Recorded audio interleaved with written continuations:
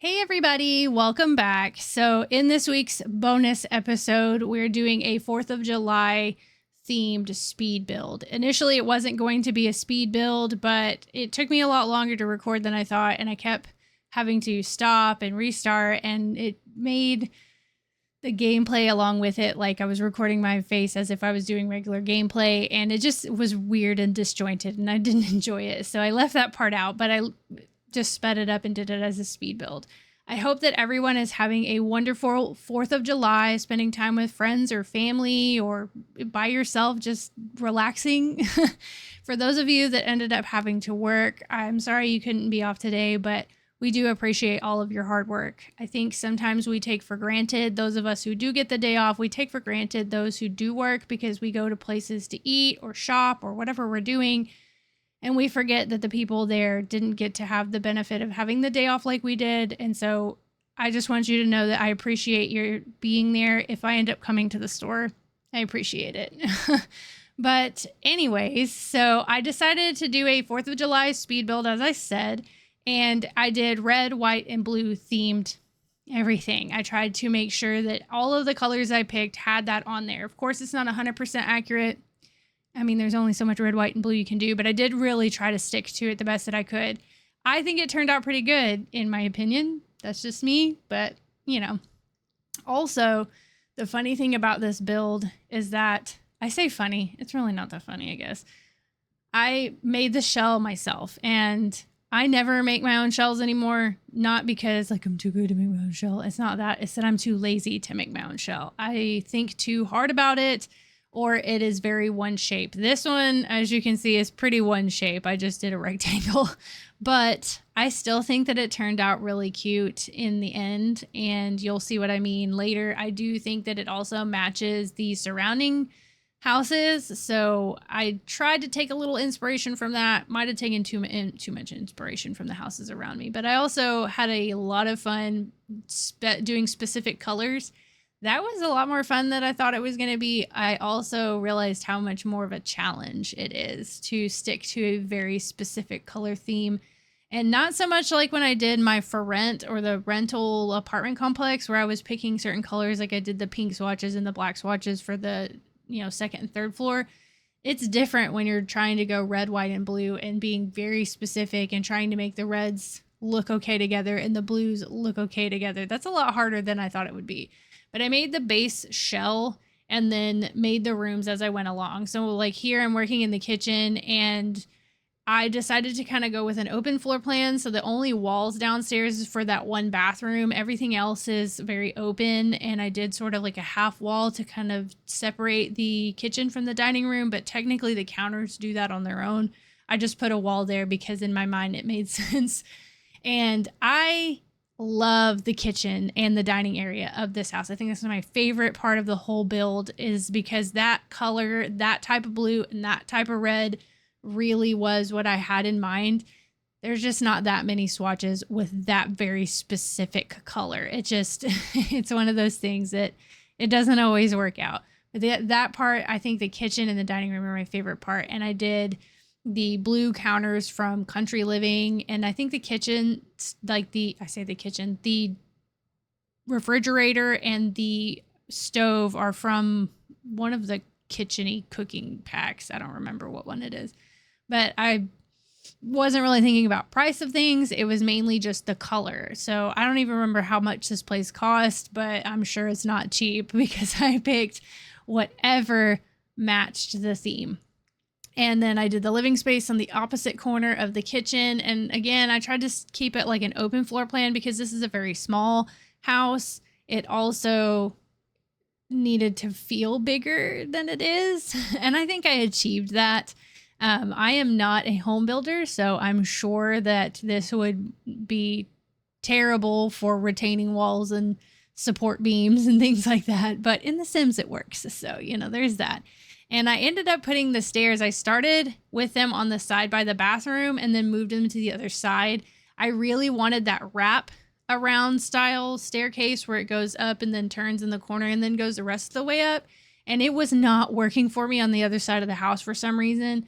And when I moved it again, because I didn't like how that platform at the front door worked with the stairs.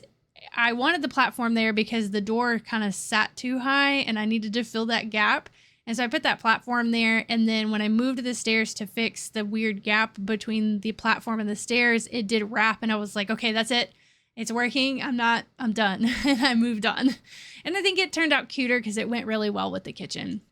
When I moved upstairs, I initially wanted to do 3 bedrooms and a bathroom. And then I quickly realized after I was finished with the bathroom, I say quickly, it was slow, of course, because I took time to build the bathroom, but I quickly realized that the master bedroom is not going to work as small as I made it. And I really wanted there to be a double bed in the master bedroom. So I had to do something else, and I ended up changing the walls and stuff, which I think turned out better.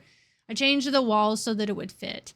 But in the upstairs bathroom, initially it was supposed to be a half bath downstairs and a full bath upstairs. And I ended up the upstairs bathroom is smaller than the downstairs bathroom. But, I didn't want to do a bathtub in both. I wanted it to be a shower in one and a bathtub in the other. This one is the one that got the shower. But I also struggled a lot because I wanted to put red paint on the walls so bad, but everything looked so dark every time I would put a red swatch on the wall.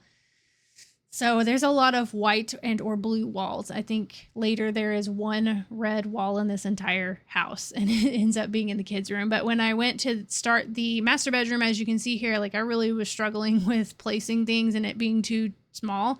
And I didn't want them to have to scooch across over the double bed to get to the wall space, because it doesn't always work, and I can't get in bed, and they freak out. So not that I'm necessarily playing in this house, but that's kind of the things that I think of when I'm building is this house actually playable? Should I decide to play in it at a later point?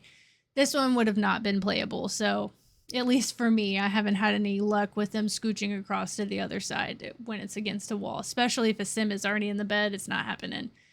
So then I also placed windows, probably not aesthetically pleasing to the eye, but that made sense on the inside of the house for me. So, and that's usually how I place windows. I don't even think about the outside of the house and what it may look like. Most of the time it looks like garbage, but the rooms on the inside look nice. And when I got to the teen room, so the rooms, I did a blue room and a red room. The blue room is the master bedroom. The red room is the teens room or the kids room. It could be kids, it could be teens. I didn't put any kind of baby or toddler stuff. I imagined this family has not full grown, but pretty grown up kids at this point, and it fit well with the red theme of the room. And I did the bunk beds so that there would be space for multiple beds or multiple kids should they need it. And then because again, it's a very small house with small spaces. And then once I finished the red room, I moved out into that space in the front, and I actually really like the idea of this. I'm not a huge fan of 2-story houses myself in the real world, but if I were to come across a house like this, I would probably be in love. I loved, as I went along and I put the couch up there, I was like, man, it would be amazing to read in front of this window, and it's, the outdoor lighting. I don't have as many windows in my house as I would like, and so I tend to put too many on the houses in The Sims. I'm living vicariously through my Sims, I think.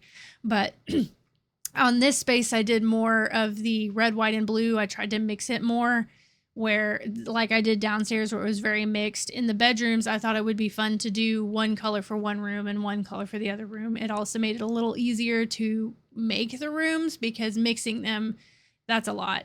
As you can see, I did try red a couple more times, and I ended up giving up because it made it so dark. It makes it seem so small, and it is a small house, but I didn't need to exacerbate this problem and make it seem smaller. So I was like, okay, let's avoid that. We'll just have red filler. And I did a pet bed. So the pet stuff, like I imagine this family has a cat, and there's a red cat food bowl downstairs. It's the automatic feeder. Then they have the scratching post that is blue. And upstairs they have the red cat bed, but and then in the master bedroom, which who would have that in their master bedroom but me, is where the laser kitty litter box is. And if it's lasering the poo away, at least hopefully it doesn't smell bad. But it wouldn't fit anywhere else.